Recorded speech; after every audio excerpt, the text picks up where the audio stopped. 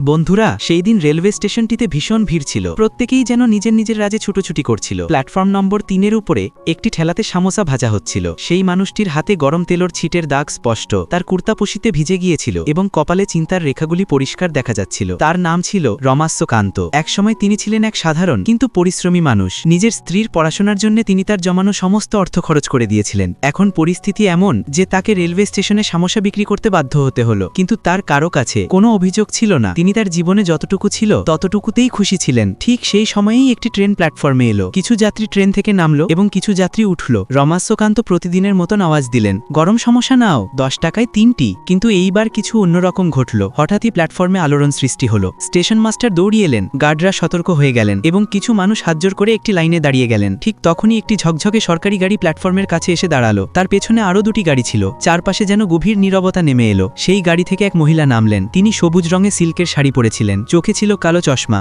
এবং মুখে ছিল কঠিন অভিব্যক্তি। তিনি ছিলেন ডিএম শালিনী বর্মা। তার সাথে কিছু সুরক্ষাকর্মীও ছিল। তার হাঁটার গতি ছিল দ্রুত, চোখে কর্মকর্তা সুলভ তেজ এবং মুখে এক ঠান্ডা অহংকার স্পষ্ট রূপে ঝলকাচ্ছিল। তিনি সোজা সামনে এগিয়ে চললেন, যেন কাউকে দেখা বা চেনা তার পদের পরিপন্থী। কিন্তু রেডির পেছনে দাঁড়ানো রমাস্যকান্ত তাকে দেখতেই রয়ে গেলেন। কিছু পলের জন্য তার হাত থেমে গেল।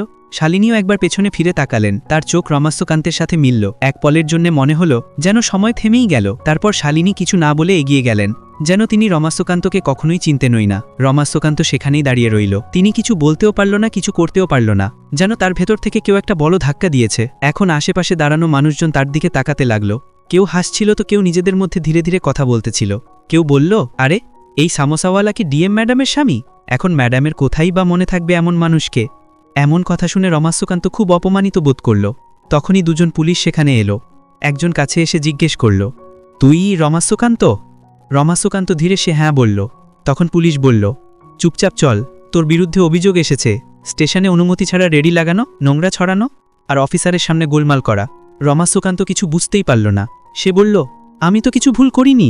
কিন্তু কেউ তার কথা শুনল না। পুলিশ তাকে ধরে থানায় নিয়ে গেল। থানাতে তাকে মাটিতে বসানো হলো। তারপর এক ইন্সপেক্টর চিৎকার করল, বড় এসেছে, ডিএমের স্বামী? ম্যাডাম নিজেই বলেছে, একে শিক্ষা দাও। রমাস্যকান্তের ছাক বিস্ময়ে ছড়িয়ে গেল। সে বলল, আমি শালিনীর স্বামী? আমি কি করেছি? কিন্তু তার কথা সম্পূর্ণ হতেও পারল না যে তার পিঠে একটা লাঠি পড়ল। থানাতে সবাই হাসতে লাগল। কেউ বলল, আরে শোনো, এই সামোচাওয়ালা বলছে যে সেই ডিএমের স্বামী। এখন সবাই তার মজা উড়াচ্ছে। কেউ বলল, নিজে সকল দেখেছ, তুই ডিএমের স্বামী? এ তো হদ ছাড়িয়ে গেল। গালিগালাজ, মারপিট এবং অপমান সবকিছুই একসাথেই চলতে লাগলো। কিন্তু রমাস্যকান্ত চুপ ছিল। তার চোখে এখন জল ছিল না, ছিল শুধু এক গভীর নীরবতা, যার মধ্যে ছিল যন্ত্রণা, অপমান এবং ভেতরে ভেতরে জ্বলা এক ক্রোধ। পরের দিন সকালে কোনো মামলা দায়ের না করেই তাকে ছেড়ে দেওয়া হলো। রমাস্যকান্ত সোজা কালেক্টরেট অফিসে পৌঁছালো। গেটে সুরক্ষা গার্ডরা দাঁড়িয়েছিল। রমাস্যকান্ত বলল, আমি শালিনীর সাথে দেখা করতে চাই, সে আমার স্ত্রী। গার্ডরা হেসে উঠল এবং বলল, আবার এসেছ? কালও তো তোমাকে বুঝিয়েছিলাম এখানে মজা চলে না। তখনই একজন অফিসার বাইরে এলো। সে রমাস্যকান্তের অবস্থা দেখল এবং রাগে বলল, একে এখান থেকে তাড়িয়ে দাও, এর সাহস তো দেখো, কোন শালিনী, কোন স্বামী? গার্ডরা রমাস্যকান্তকে ধাক্কা দিয়ে গেটের বাইরে বের করে দিল। কিন্তু এইবার রমাস্যকান্ত চুপ করে বসে রইল না। সে একটি আরটিআই মানে তথ্য জানার অধিকার ফর্ম ভরল। তাতে প্রশ্ন লেখা ছিল, জেলা ম্যাজিস্ট্রেট শালিনী বর্মা কি বিবাহিতা? যদি হ্যাঁ হয় তবে তার স্বামীর নাম কি? কয়েকদিনের মধ্যে এই ফাইলটি শালিনীর অফিসে পৌঁছে গেল।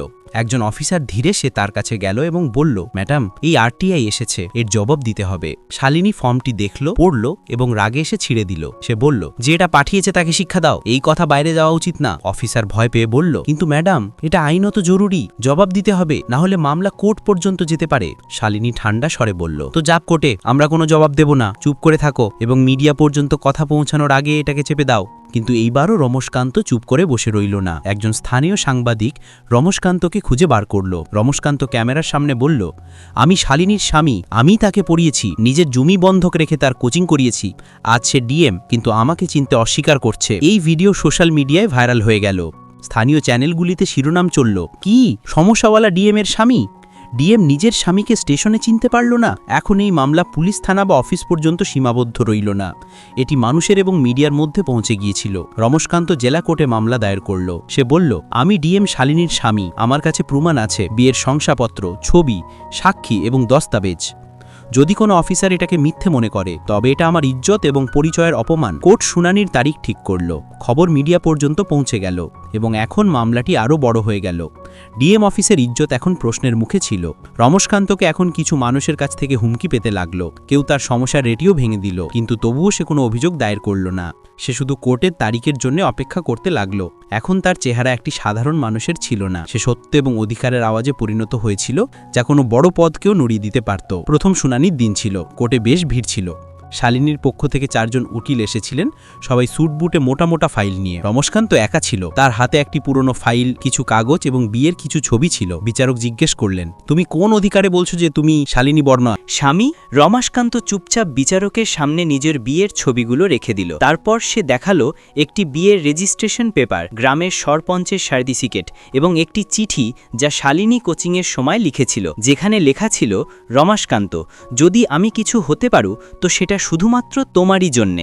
শালিনীর উকিলরা এই প্রমাণগুলো ভুলও প্রমাণ করার চেষ্টা করল। তারা বলল এগুলো সব নকল হতে পারে। যদি বিয়ে হয়েও থাকতো তবে এই মানুষটি শালিনীর স্বামী নয়, শুধু কোনো জান পহচানওয়ালা হবে। কিন্তু যখন কোর্ট সাক্ষী ডাকল, গ্রামের সরপঞ্চ, রমেশকান্তের পুরনো স্কুল শিক্ষক এবং কোচিং সেন্টারের ডিরেক্টর, তখনই ধীরে ধীরে সত্য সামনে আসতে লাগলো। সবাই একটিই কথা বলল, শালিনী এবং রমেশকান্তের বিয়ে সত্যিই হয়েছিল এবং পুরো গ্রাম এর সাক্ষী। রমেশকান্ত সেই মানুষ যে শালিনীর পড়াশোনার জন্য সব কিছু কুরবান করেছিল। বিচারক কিছু বললেন না, কিন্তু তার চেহারাতে বিস্ময় স্পষ্ট নজর এলো। তিনি শুধু পরের শুনানির তারিখ ঠিক করলেন না। পরের শুনানির দিন কোর্টের বাইরে মিডিয়ার ভিড় জমেছিল। যখন শালিনী নিজের সরকারি গাড়ি থেকে নামলেন, তখন সব ক্যামেরা তারই দিকে ঘুরে গেল। তার চেহারাতে টেনশন স্পষ্ট নজর আসছিল। অন্যদিকে রমেশকান্ত একটি পুরনো শার্ট এবং ঘষামোছা চপ্পল পরে কোর্টের ভেতরে এলো, কিন্তু এখন তার চেহারাতে কোনো ভয় ছিল না, তার পদক্ষেপ শক্তিশালী ছিল। কোর্টে বিচারক দুপক্ষকেই প্রশ্ন করলেন না। শালিনী আবার সেখানেই বললেন, আমি রমেশকান্তকে চিনি না। তখনই রমেশকান্ত নিজের জেব থেকে একটি পুরনো ডায়েরি বার করল। তাতে শালিনীর লেখা একটি চিঠি ছিল, রমেশকান্ত, আমি আজ ইন্টারভিউ দিতে যাচ্ছি, তুমি আমাকে এখান পর্যন্ত পৌঁছে দিয়েছ, শুধু দোয়া করো যে আমি পাশ যেন হয়ে যাই। কোর্টে একদম নিঃশব্দতা ছেয়ে গেল। শালিনীর নজর নিচে ঝুঁকে গেল। বিচারক তৎক্ষণাৎ কিছু বললেন না, কিন্তু তিনি রায় সুরক্ষিত রাখলেন। রায় দেওয়ার দিন কোর্টে খুব ভিড় ছিল। বিচারক তার রায় শোনালেন।